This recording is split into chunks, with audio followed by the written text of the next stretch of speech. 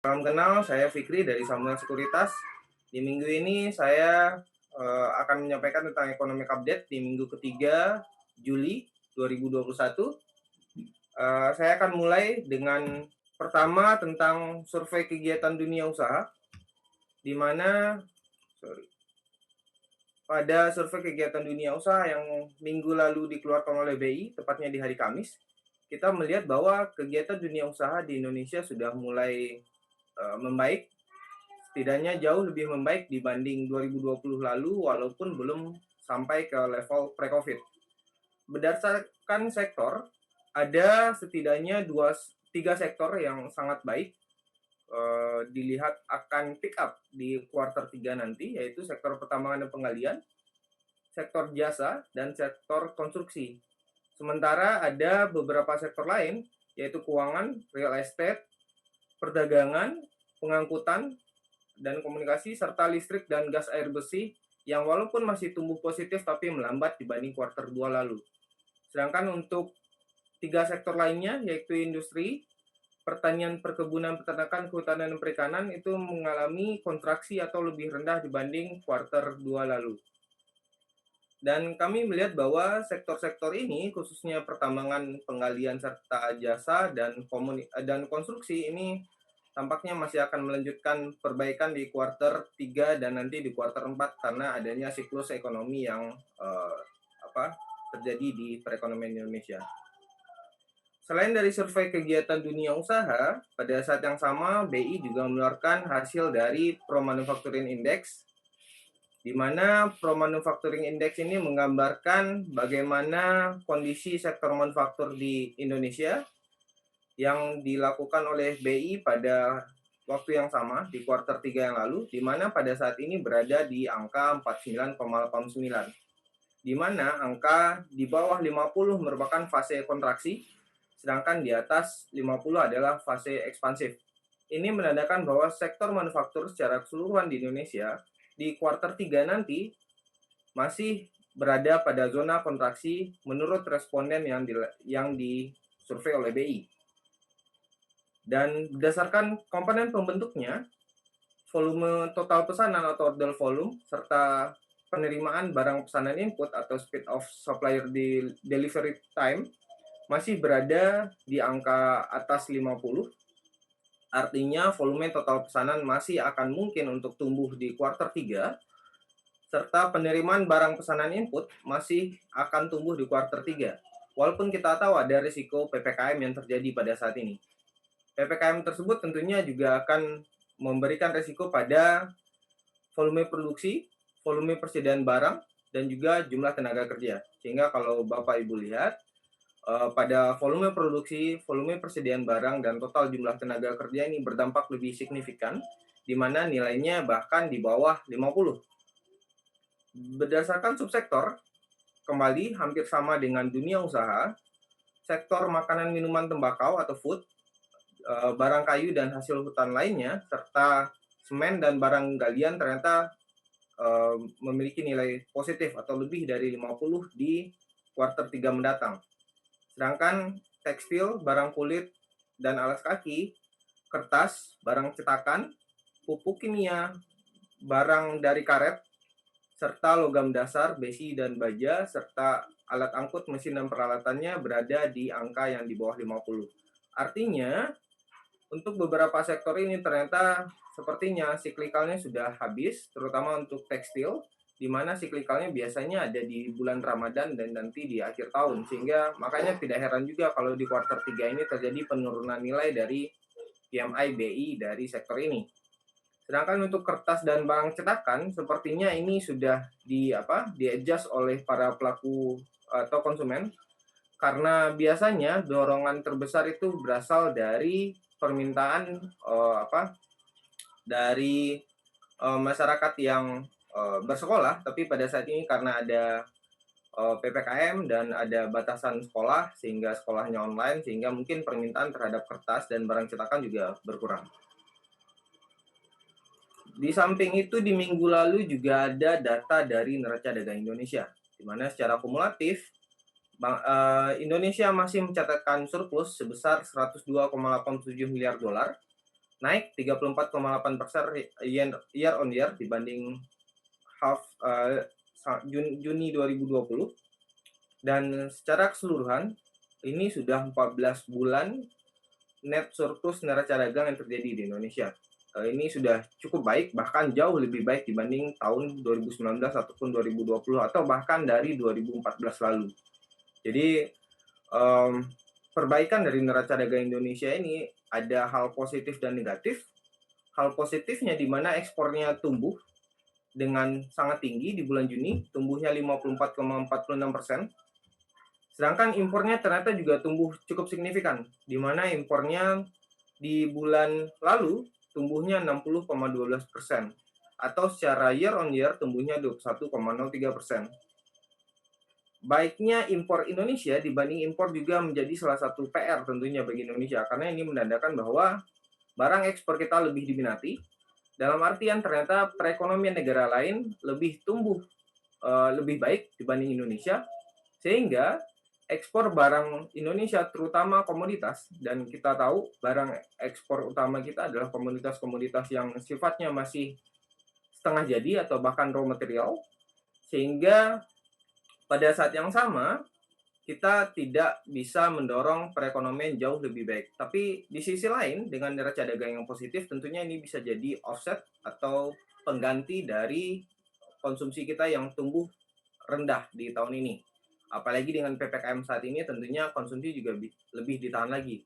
Begitupun dengan investasi, dan walaupun dari government expenditure ataupun mungkin pengeluaran pemerintah tumbuh sangat baik di tahun ini, bahkan nilainya sekitar 9,7% hingga akhir semester 1 2021, tapi ternyata jumlahnya masih jauh lebih kecil dibanding konsumsi di dalam negeri.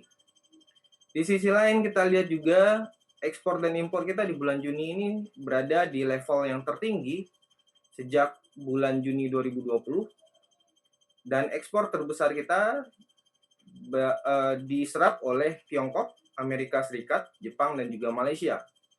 Ada beberapa sektor yang terkait dengan ini, mungkin setelah ini kita akan bicara hal tersebut. Di samping itu juga ada hal baik juga dari impor, walaupun impornya tumbuh sangat signifikan, tapi ternyata impor kita banyak berasal dari barang modal serta barang yang dapat digunakan sebagai bahan industri. Dalam artian bahwa harapannya dengan kegiatan dunia usaha yang mulai pick up di kuartal 3 nanti, dan barang-barangnya sudah datang di Juni ataupun Juli mendatang, sehingga mungkin dengan pada saat PPKM-nya sudah dilonggarkan, COVID-nya sudah jauh lebih turun dari sekarang, sehingga kegiatan ekonomi juga bisa tumbuh lebih cepat. Tentu harapan kita adalah terjadinya U-shape dalam ekonomi, sehingga mungkin nanti di kuartal 4 ataupun nanti setidaknya di kuartal 1 2022, pertumbuhan ekonomi Indonesia bisa terdorong jauh lebih baik dibanding 2020 ataupun 2021 ini. Ini yang menjadi salah satu pendorong kenapa ekspor kita tumbuh lebih baik, dan juga kenapa impor kita tumbuh lebih baik. Jadi kalau Bapak Ibu lihat lagi, memang harga minyak Brent itu meningkat 82,6%. Di satu sisi tentunya ini jadi hal baik untuk Indonesia, karena ekspor kita juga berasal dari barang mentah atau ICP. Di sisi lain kita ternyata juga mengimpor barang mentah dari luar negeri.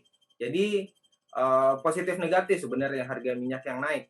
Di satu sisi kita diuntungkan karena ekspor kita naik, tapi di sisi lain karena kita net importir dari minyak, sehingga barang-barang harga minyak mentah di Indonesia juga naik. Untungnya barang-barang atau BBM di Indonesia ini sudah banyak yang tidak disubsidi, sehingga yang menjadi beban bagi pemerintah jauh lebih rendah dibanding mungkin pada saat 2014 ataupun 2013 lalu. Dan ini menjadi salah satu pertimbangan bagi saya mengapa saya menyatakan bahwa harga minyak pada saat ini lebih berdampak positif dibanding negatif pada Indonesia. Di sisi lain, gas alam yang juga jadi salah satu komoditas ekspor kita juga meningkat 113,6% selama Juni 2020 sampai Juni 2021. Dan juga Bapak Ibu juga bisa lihat bahwa gas alam kita juga sangat banyak diekspor ke Tiongkok. Begitupun dengan batu bara.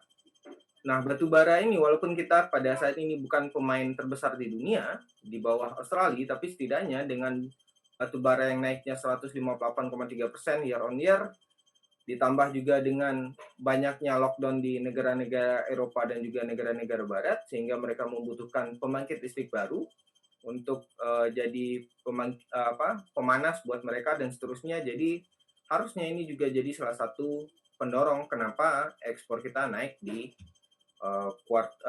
bulan Juni lalu, atau secara year on year juga naik. Dan harga minyak kelapa sawit juga naik 58,9%, walaupun sebenarnya dari jumlah pun minyak kelapa sawit kita agak tertekan karena kita sulit untuk masuk ke Eropa karena adanya tantangan green dan seterusnya, sehingga mungkin secara nilai naik, tapi secara jumlah atau volume mungkin agak sedikit tertekan.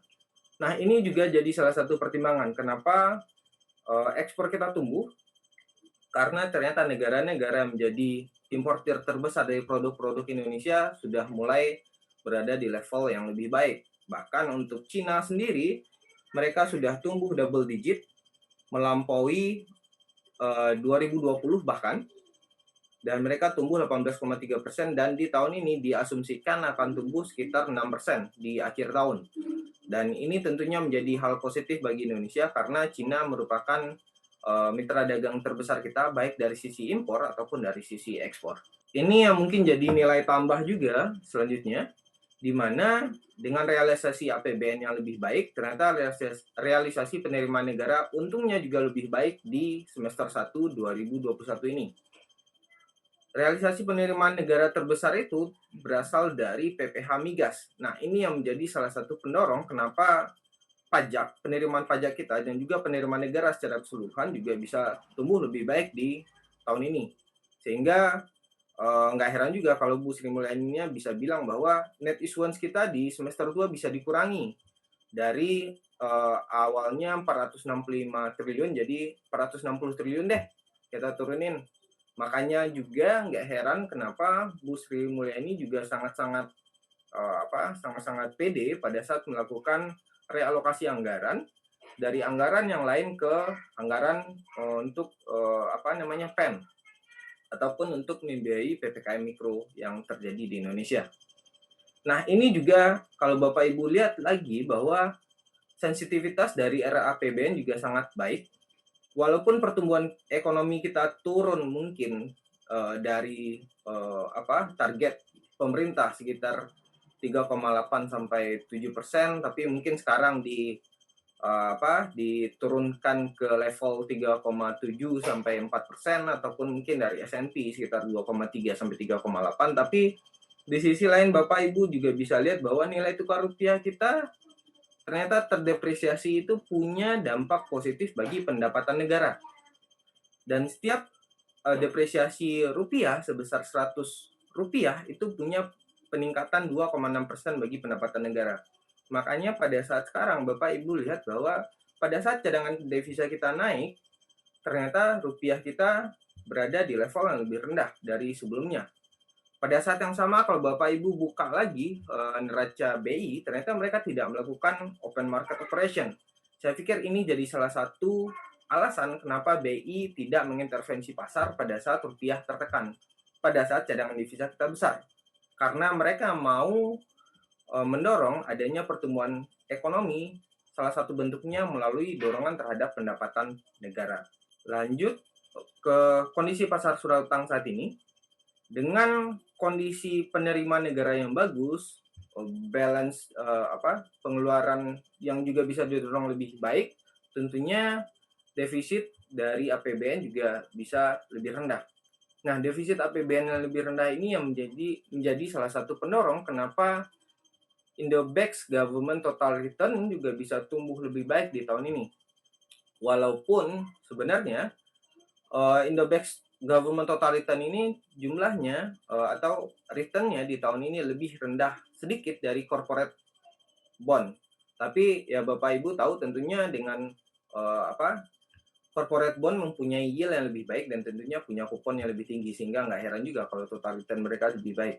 Tapi yang menjadi perhatian adalah yield dari Sun 10 tahun ternyata berada di level yang hampir sama dari awal tahun sampai level sekarang, bahkan lebih tinggi, tapi ternyata Indobex government totalitannya tumbuh.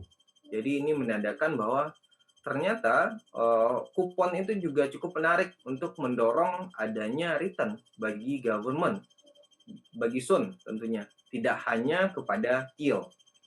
Dan di saat yang sama, Bapak Ibu juga lihat walaupun sekarang ada gonjang-ganjing rupiah, PPKM, COVID, peningkatan COVID dan seterusnya, ternyata CDS kita atau persepsi risiko kita di mata asing ternyata tidak berada di level yang kita bisa bilang overshoot seperti di bulan Maret 2021. Artinya semuanya terjaga. Jadi kalau saya sih berpandangan bahwa sebenarnya apa yang terjadi pada saat sekarang ini ada positif dan negatif, dan ya itu hebatnya Indonesia, pada saat ada tekanan Indonesia tetap punya hal-hal positif di situ.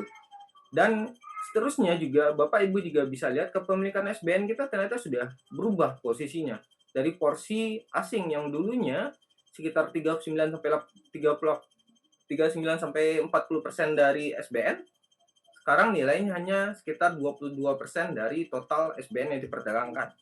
Dan Bapak Ibu lihat di sebelah kiri bawah, perbankan itu tumbuhnya hampir 2 kali lipat atau bahkan mungkin 2,5 kali lipat dibanding Januari 2020. Dan ini yang menjadi salah satu pendorong kenapa yield Sun dan kondisi pasar surat utang kita sangat kondusif di tahun ini.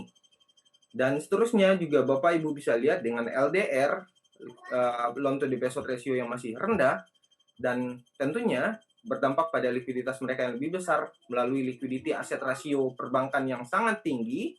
Ini bisa jadi salah satu bumper untuk nantinya masuk ke pasar SPN ataupun surat utang yang lain, ataupun mungkin ke IHSG nantinya. Coba kita lihat bagaimana IHSG. Kalau kita lihat ternyata IHSG yang berkaitan dengan sektor energi, di mana energinya tumbuh baik, ekspornya tumbuh baik, ternyata pertumbuhannya atau indeks dari energinya belum cukup baik. Nah, ini tentunya jadi salah satu PR. Saya nggak tahu PR bagi kita atau bagi investor. Karena memang sebenarnya dari sektor energi ada kekhawatiran dari para investor tentunya, apalagi investor saham untuk masuk ke sektor energi karena adanya volatilitas yang sangat tinggi di sektor energi ini. Dan Bapak Ibu juga lihat ternyata sektor energi ini kalau di pasar surat utang memiliki rating yang mungkin lebih rendah dibanding sektor-sektor lainnya. Dan juga kita juga lihat di basic materials dan industrials yang kemungkinan juga masih akan tumbuh di kuartal 3 sebagaimana di survei kegiatan dunia usaha, Pro Manufacturing Index, dan juga dari nilai ekspor impor kita yang tumbuh, tapi ternyata 3 sektor ini masih berada di level yang stagnan. Dan kita lihat performa mereka jika merujuk pada pembagian kelas dari BI dari IDX saat ini, yang ada IDX energi, ada IDX industrial, basic materials dan seterusnya, ternyata ketiga sektor ini masih jauh underperform dibanding IHSG secara rata-rata. Jadi ini masih, kalau bagi saya ini merupakan salah satu opportunity, tapi tentunya balik lagi kepada Bapak Ibu, disesuaikan dengan risk appetite Bapak Ibu dan tentunya disesuaikan dengan cara trading Bapak Ibu yang Bapak Ibu punyai. Mungkin itu sekilas dari saya tentang weekly economic update di minggu ini. Terima kasih, sampai jumpa di minggu depan.